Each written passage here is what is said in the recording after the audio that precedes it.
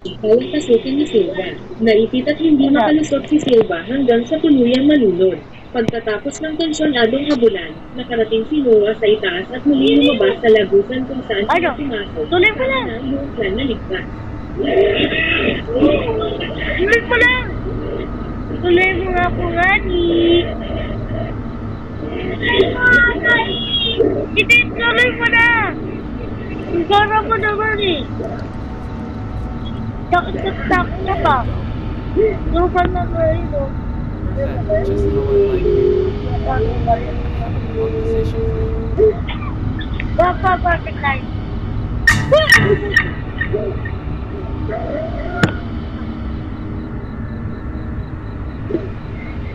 Oh my God!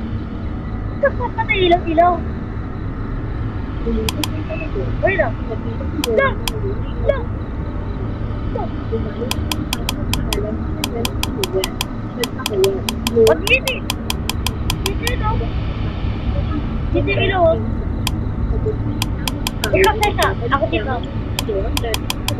Naisip ni Noah kung ano kailangan sa kapatid sa ganitong sitwasyon at sinalay-salay kung posible kaya mabuhay na magkasama ang mga tao at mga ito. Hello again. Pagod When si you May at want talaga one, please. Hello again! walang sabi Hello again! Ano yun? Four. Sinabi Yes, ni Noah kay May at hintas ni Ray Kita mo? na may sundo ng Tasted mga more. Sinabi Ano? I like that.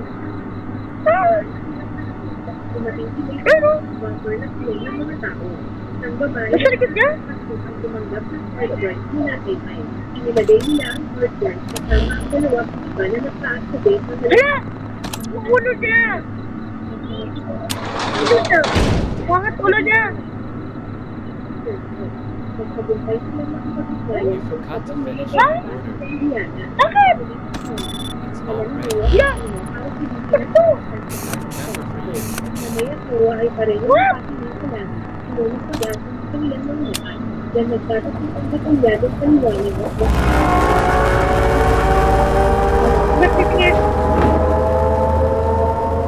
tayo sa susunod na kwento. Ano yan? Mag-subscribe Sino yan? dito sa lakas sa subscribe. Once Tuloy you na rin ang want, please notification Ano bell yan at natin? like button Oh, para what? sa maraming bagong Everything contact feels na low tulad today. nito. Wala ka dyan ako. Like my brain is floating. Just give me the warm one.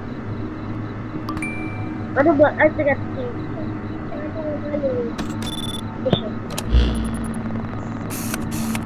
Masyado ba eh? Masyado. Bilang Maligayang pagbabalik sa Filipino Music. Don't do that. Nothing like this.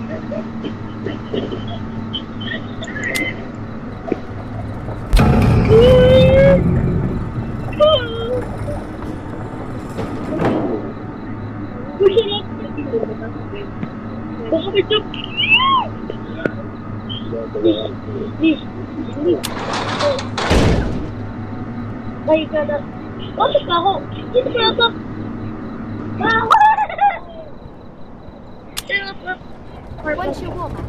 Yo! Yo! Hey! Hey! Hey! Hey! That will be 150. Nasasabihan ng mga kasama ang kanilang Sa ano mali? ang 24 Hindi siya na taong gulang na Do you bilang wash your babae na hands si and Rose go to the ay bathroom? pinanong maglakbay sa Come madawat on, na I American don't want to know Congress that. upang makasama ang lalaking pinakamamahal niya. Gayunpaman, ang kapatid niyang babae ay nag-aalangan na hayaan siyang magmaneho ng mag-isa. Iniisip na mahihirapan siyang humingi ng tulong kung kailanganin niya ito. Sa kabila nito, iginiit ni Zoe na magiging okay lang siya, kaya hinayaan niya siya ng kanyang kapatid na umalis at nagmaneho na papunta sa bahay ng kanyang kasintahan na si Dave. Habang papunta si Zoe sa lugar ni Dave, huminto siya para kunan ng litrato ang isang cactus upang i-update ang kanyang kasintahan. Napansin din niya ang isang patay na coyote at agad na nagpatuloy sa kanyang paglalakbay. Pagkatapos nito, huminto si Zoe sa isang souvenir stand na pinamamahalaan ng isang matandang katutubo. Nabighani siya sa mga Apache antiquities mula sa Troy at nagpas siyang tumingin sa paligid. Kalaunan, ipinagpatuloy na ni Zoe ang kanyang paglalakbay at ginamit ang kanyang cellphone para i-update muli ang kanyang kasintahan. Nang hindi inaasahan, napilitan siyang ihinto ang sasakyan nang muntik na niyang masagasaan ng isang sugatang Indian sa gitna ng kalsada. Labis na nagulat si Zoe nang makita niya ang isa pa niyang kasamahan na sinagasaan ng isang local gang. Sa kabila There you nito, go. matapang niyang tinulungan ng sugatang Kaya Indian sumayaw. na pinakay ito sa kanyang sasakyan, ngunit naabutan siya ng mga local gang. Tignan mo, mangyayari sa akin. Mamatay ako. Ang isa sa mga Tingnan lalaki mo. na Alis ka dyan. nagkakalang Tingnan mo ako. ipinatay ang sugatang Indian sa sasakyan ni Zoe. Tignan mo ako. Ano ba Kaya nila? agad na tumakas ng dalaga. Ang isa pang Good lalaki jockey! ay sinubukan Yep. na release si Zoe at matagumpay na Nagkita. natamaan ang kanyang dingding Hi, I just na naging finished sanhi my ng shift kanyang at the gas pagkadapa. station. Si Zoe ay dinukot, itinali, Yep. at sinapit Dinala ng mga lalaki si Zoe sa isang cell at nagsalitan sa pagpapak sa kanya. Oh, ano to? Like this when I am tired. Gusto na siyang patayin ni Bess upang maiwasan may report kung sakali mang makatakas siya, ngunit ang iba ay hindi sumang-ayon sa kanya. Pagkatapos ay nahanap ni Creed ang larawan ni Zoe kasama si Wayne at ibinigay ito kay Creed, ngunit tinapon niya ito. Napansin din ni Zoe ang isang matandang babae na nangyayari sa kanila. Nakikira buhay mo. At sinubukang humingi ng tulong sa kanya. Ha? Ngunit ang matandang babae ay masyadong natatakot na gumawa ng anuman, habang ang mga lalaki naman ay patuloy sa pag-araro sa dalaga. Samantala, nag-aalala si Dane dahil hindi sa kanya nag-a-update si Zoe. Ituring niya ang mga larawang ipinadala sa kanya ng kanyang kasintahan upang malaman kung nasaan siya, bakit tumawag sa pulis. Nang gabing Mali! nakipag-usap si Trey kay Zoe tungkol sa kanyang mga Hala! tribo ng apartment Sabi ko, ano ba? na yun, na higit 200 taon na ang nakakaraan. Ipinagmalaki ni Trey na siya ang direktang descendant ni Brigadier General Joseph Rodman West na pumatay sa warship. Ipinakita sa kanya ni Trey ang napreserbang bungo ng Apache warship na nakaimbak sa ref kasama ng ilang iba pang mga bungo ng mga mandirigmang Apache. Nang tapos na sila sa pagpapak kay Zoe, Ay, nagsimulang ay. maglaro ng baranga ang mga lalaki. Nakipag-deal si Trey kay West na kapag nanalo Once siya, you're warm up. maaari na niyang patayin si Zoe. Make Ngunit it kung warm. mananalo si Trey, papanatilihin nila ang babae para gamit-gamitin siya. Samantalang sa set, sinubukan ni Zoe na palayain ang sarili mula sa mga barbed wire na ginamit upang itali siya na naging dahilan para masugatan niya ang sarili sa proseso. Sa kabilang banda, natulog sa kapistahan at agad na bumangon para lang makita na nakatakas na si Zoe sa lugar. Sa kasamaang palad, naabutan ni West si Zoe at paulit-ulit siyang sinaksak habang ang kapatid ni Trey na si Skipper ay nakita sila mula sa kanyang bintana. Kinabukasan, makikita si Dane na hinahanap si Zoe. Kasabay nito, isang matandang katutubo na nagngangalang Grey Wolf ang nahanap ang katawan ni Zoe at hinukay siya. Kinilala niya ito bilang ang dalaga na pumunta sa kanyang souvenir stand noong isang araw at kinalagsan sa nagdadong at Korean site kung saan siya nakapunta. Kinagabi mo, hinubog ni Grey Wolf ang kanyang mga sugat at sinubukang buhayin siya sa pamamagitan ng isang ritual. Gayunpaman, sa panahon ng seremonya, naibalik din niya ang espiritu ng Apache warship, si Magnus Colorado, na pinatay ng ninuno ni Trey. Naibalik ang warship kasama Sama ng naka-record ka na. dahil sa kanilang kagustuhang makapaghiganti. Inatake ni Zoe si Grey Wolf, ngunit nagawa siyang patumbahin ng lalaki. Kalauna, nagising si Zoe at naglakad sa kalsada at hindi nagtagal ay natagpuan ang kanyang sarili sa bayan. Doon, nakita niya ang isang payphone na tinawagan si Dane, ngunit hindi siya naiintindihan ng kanyang kasintahan habang nagsasalita siya.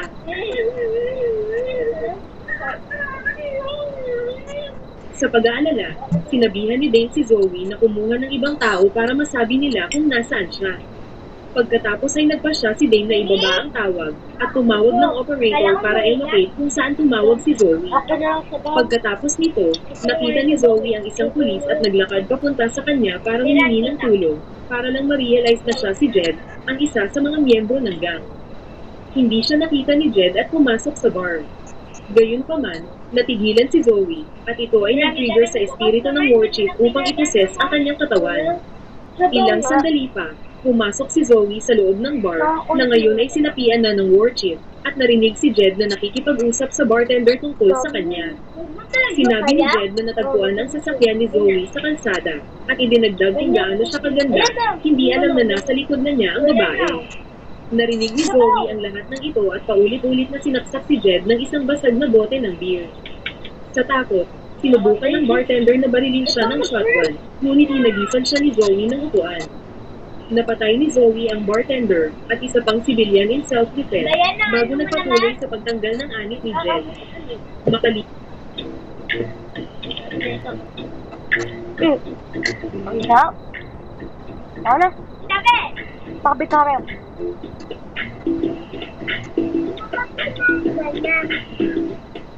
Uy, ang Kasali ka na sa record namin. matrack ni Dane ang lokasyon ni Zoe.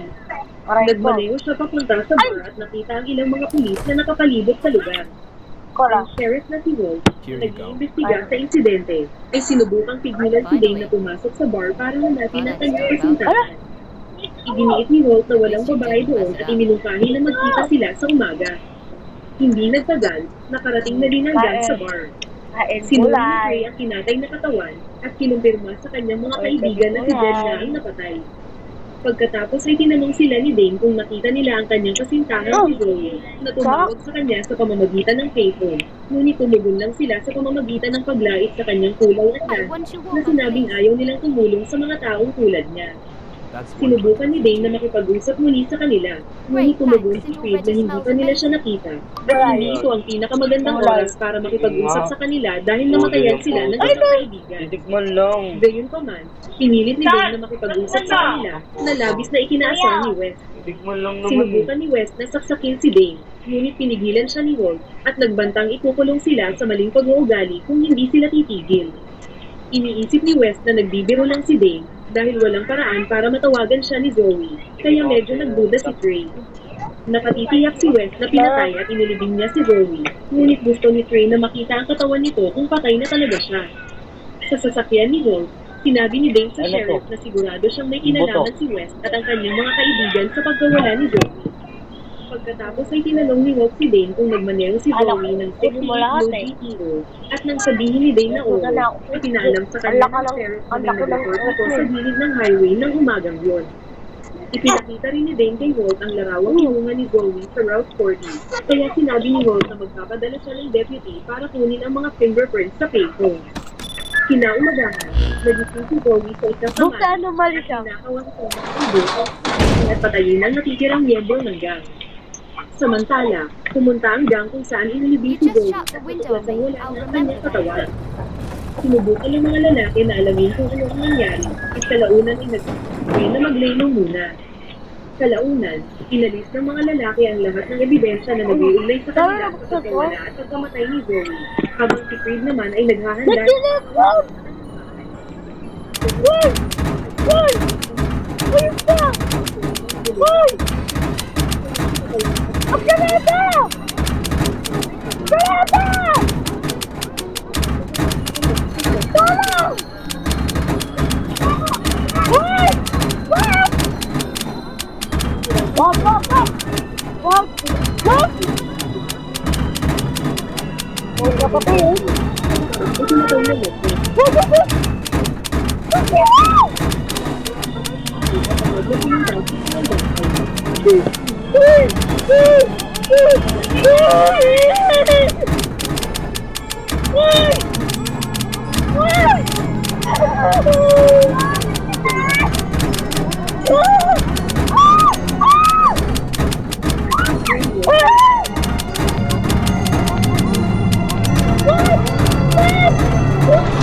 Sa bahay ni Trey, nakita ni Trey ang walang buhay na katawan ng kanyang kaibigan.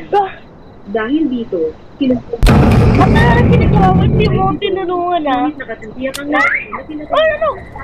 Pagkatapos ay napasa silang dukutin si Dave upang maatik nila si Zoe para mangulit sa patay nila siya. Nang sumunod na araw, tumugon si Walt sa isang tawag sa kamalig kung saan unang nakatulog si Zoe. Ito na lang, ha? Natagpuan ng aso ng rancher ang anit ng isang tao at sinabi rin ng rancher na may nagnakaw ng kanyang hunting bow. Kaya naman, agad na pumunta ang sheriff sa kamalig at nagreklamo na sobrang bango dito. That's 150. Doon, nakita niya ang singsing ni Zoe. Great, thanks. It already Ipinaalam smells sa kanya amazing. ng kanyang mga kasamahan na si Creed ay inatake din ng mga palaso. Nalaman din ni Walt na ang mga fingerprint mula sa payphone ay tumutugma sa mga fingerprint sa bote na ginamit upang patayin si Jed. Samantala, si Ben ay umiiyak sa banyo dahil sa labis na pag-aalala tungkol sa kanyang kasintahan, habang ang nahanap na si Parang Zoe naman ay nakikinig sa kanya sa labas ng kanyang motorway. Pagkatapos Wait, mabuti ka lang. nakikiusap kay Dane na kalimutan na siya. Sinubukan ni Dane na maabutan si Zoe, ngunit agad siyang nahuli ng grupo ni Trey. Nakita ito ni Zoe, at inatake si Cody ng palaso sa kanyang leeg. Masyado mali. Ang grupo na tumakas, ngunit tumalon si Zoe sa likod ng truck upang pigilan silang makalayo kasama si Dane. Humantong ito sa pakikipaglaban ni Zoe kay West sa likod ng truck, ngunit nananatili siyang buhay kahit ilang beses siyang nasaksak. Achala. Kaya naman, biglang pinahinto ni Trey ang sasakyan para pigilan si Zoe sa pagpatay kay West. Here's your order. Kumilapon si Zoe palabas ng truck at sinabasaan siya sa pagtatangkang patayin siya. Tumawa si Trey sa paniniwalang napatay na niya si Zoe. Ngunit nang malaman niyang buhay pa rin ito, agad silang tumakas. Naiiwan si Zoe na umiiyak sa gitna ng kalsada. Sa sumunod na eksena, itinali ng mga lalaki si Dane at sinubukang malaman kung paano nakasurvive si Zoe. Naisipan nilang bumisita sa isang albularyo at hindi nagtagal, nakipag-team up sila sa ama ng bartender na si Rody. Si Rody ay One shawarma, please, and make it na quick. dinala ang kanyang mga tauhan at mga baril upang hamulan si Trey na mahuli ang babaeng pumatay sa kanyang anak. Wrong shift. Samantala, bumalik si Zoe sa kinaroroonan ni Grey Wolf at inayos ang kanyang mga sugat sa pamamagitan ng pagtulong sa kanyang tiyan ng mga buhangin at paglalagay ng mga duct tape sa kanyang mga sugat. Soda. Pagkatapos nito, ang kaluluwa ng warchip ay lumabas sa katawan ni Zoe. Pagkatapos ay ibinigay sa dalaga Kanino patay? at kwintas. Ay, di. Kasabay nito, tinanong ni Rody si Trey kung bakit galit na galit sa kanila si Zoe. Kaya ikinwento ni Trey ang ginawa nila sa kanya habang nakikinig sa kanila si Dane. Nang malaman ang nangyari sa kanyang kasintahan, hindi napigilan ni Dane na umiyak. Habang patuloy na nagsasalita si Trey, binisita ni Sheriff Walt si Skeeter at tinanong siya tungkol kay Zoe. Ay, kuha ka ng Sa pin. labis na konsensya, Kuha ka ng pin. Kuha ka, na Pete. naging dahilan upang maging desperado ang sheriff na malaman kung nasaan si Trey at ang kanyang mga kaibigan. Samantala, sinubukan ni Cody na tumakas sa kanyang mga kaibigan para pumunta sa ospital upang magamot ang kanyang mga sugat. Umalis si Cody gamit ang sasakyan ni Rody, ngunit biglang nagpakita si Zoe mula sa kung saan at pinatay siya sa pamamagitan ng pagbato sa kanya ng isang sipa. Nagawang makaiwas si Zoe sa sasakyan at nang makita siya ng mga lalaki, na-realize nilang kinokontrol siya ng isang espiritu. Pagkatapos ay nagtungo na si Zoe sa shed na kinaroroonan ng grupo, ngunit binaril siya ni Trey, dahilan para tumakas siya.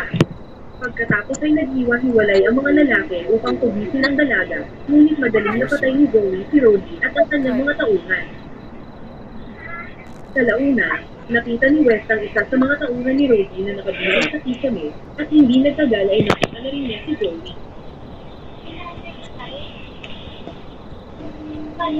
Nagawang mabaril ni West si Zoe, ngunit ang sinakiyang babae ay binato siya ng kamero na tumama sa kanyang leeg. Pagkatapos nito, kinaladkad ni Zoe ang katawan ni West, kinunit ang kanyang puso, at sinabihan si Trey na maglakad sa impyerno kapag nakita siya nito. Nang marinig ang mga salitang yun, naghanda na si Trey na barilin si Zoe, ngunit dumating si Sheriff Walt at inutusan siyang lumabas. Habang papalapit, sinabihan ni Walt si Trey na umatras para lamang mabaril ng lalaki bago siya nagmaneho palayo. Sa loob ng shed, nakita ni Trey na ang ni Zoe sa salamin. It does add some time for them. Pretend you Ngunit did. sa launan ay umalis din ang babae at dumaan sa harap ng nag-aagaw buhay na Lasok sheriff. ko ka. Sa loob ng kanyang trailer, hiningnan ni Grey Wolf ang missing poster ni Zoe at tinawagan si Dane kung saan sinabi niya sa loob ng Sa launan, pumunta si Trey sa kinaroroonan ni Grey Wolf at binantaan siya gamit ang kanyang baril para bumangat ng paraan upang pigilan ang kapasigang espiritu ng Lord dahil alam niyang nasa katawan siya ni Zoe.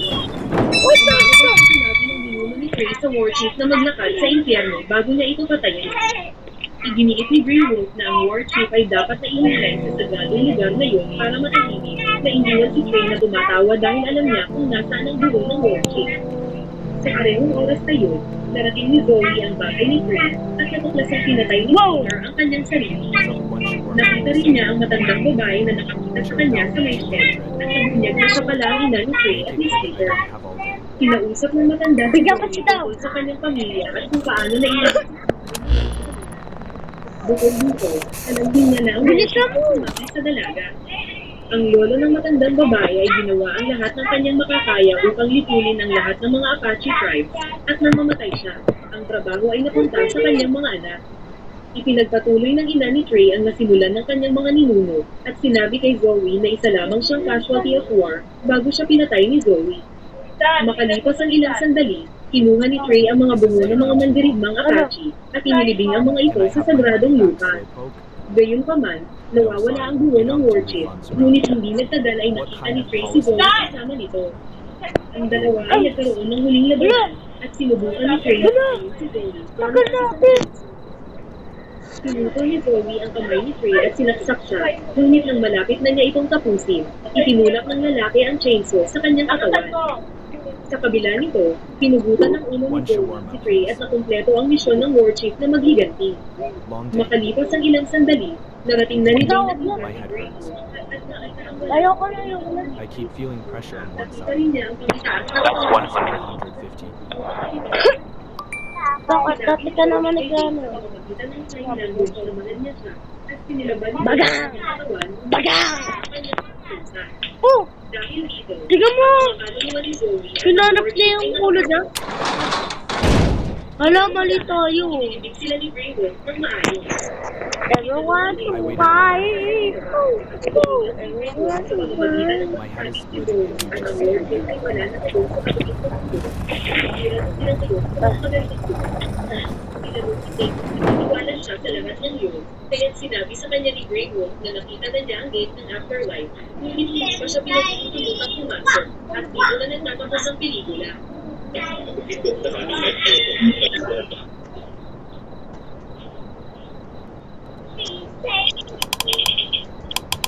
Ito. May giant squid. Gagi ka, laki nito. Jet. Yana, stop! Mali siya. Yana, Ano mali yan? can't stop till you're holding my hair. Dahil sa ano mali yan? Scared me. What do you want?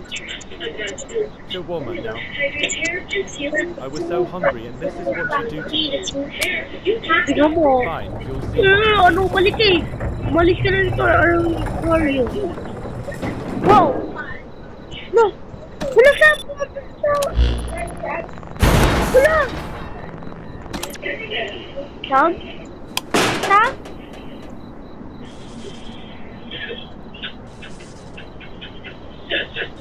Sam? Check mo doon.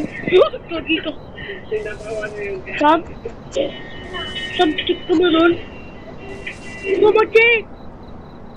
Tumacheck. Basta, bisip kita lang. Ayos ka?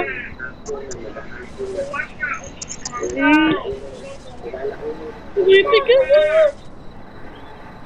Ano? Ah!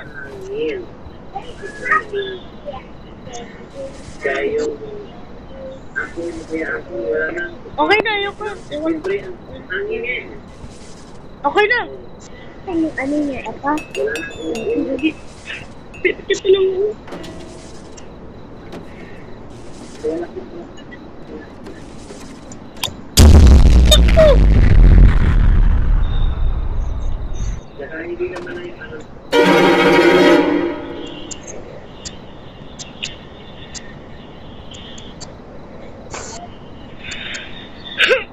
Lapay mo na si Antonina Makita? Ha? Bakit? End na natin to, end na natin. End na natin. End na natin. End na natin. Antonina? So bye guys. Alis na tayo. Ano gusto mo? Babae na laki? And don't make it too greasy. My doctor already knows me enough. Sure, that will be 150.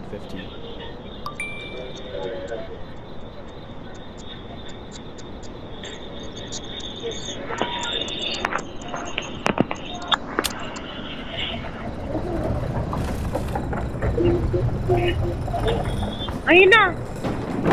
End na natin to. So, dito na natin